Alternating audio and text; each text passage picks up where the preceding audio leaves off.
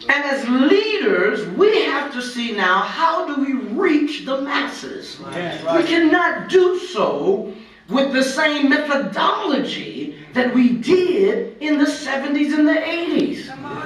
Listen, I never said anything about changing the message, but we do have to see, how do we change the methodology? Oh, I wish somebody would say amen. So some of the things that you must consider is what programming, ministerial programming, church programming that you have that caters now to the development of individuals who are in a single family home. That's one of the reasons why I invested the church into a Little League football team. That was thousands of dollars. Why? Well, you've got kids now, young men, guys growing up in families that are surrounded with women. That's right. Yes, sir. Come on now. Yeah. They're being catered to by grandma, aunties. And even when they have to go to the bathroom, they got to go in the women's bathroom. Y'all don't hear me. We're dealing with situations where young men have taken on a lifestyle of femininity, not necessarily because they're homosexual, but that's what they've been exposed to. And the church has to address those situations. That just because a young man has feminine ways does not necessarily mean he's gay. We've got to now teach him, no, you don't hold your wrist like that. That's one of the reasons why we have, yes, it's a great outreach ministry, but I want them little guys out there getting hit in the middle of the field. Hit them again, hit them harder. To understand they're a man.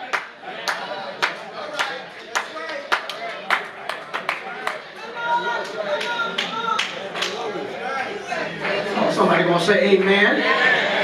You can't be a sissy out here, you gonna play football, because you are gonna get hit. And no, you can't quit. Get back with your tears. Get back out there. Sometimes we baby our kids too much. It's not like when we grew up, we stayed out in the streets. In fact, Mama said, listen, you better be home when the lights are, street lights are on. We got a generation now, they don't want to leave the house because all they're doing is playing their games, their technology.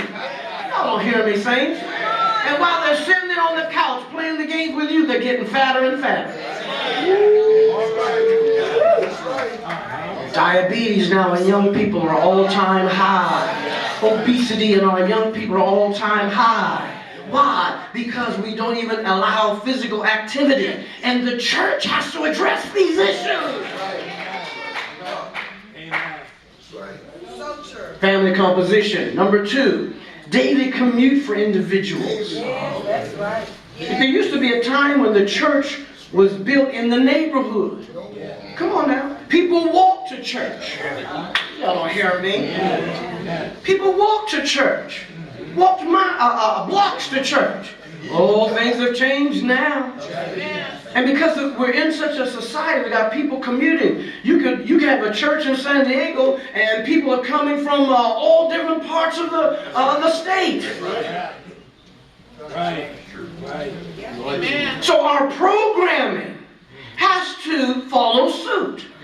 When you know people have to travel for hours, you can't have church for 4 and 5 hours.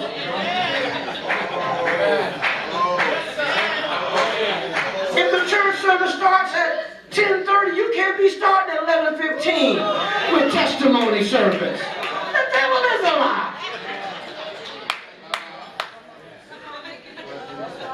Don't y'all get me started now.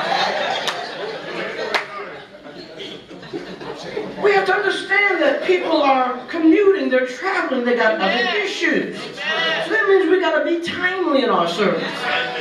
And when you're preaching and you're saying the same thing over and over and over, sit down!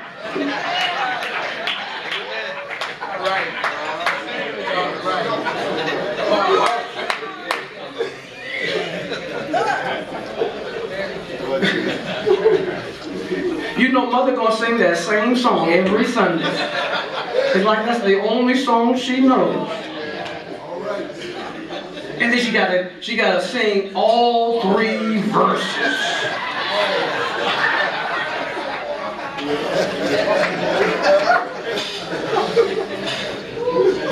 Am I helping somebody today? All right. The uniqueness of who you're leading. You have to see what is your congregational demographics.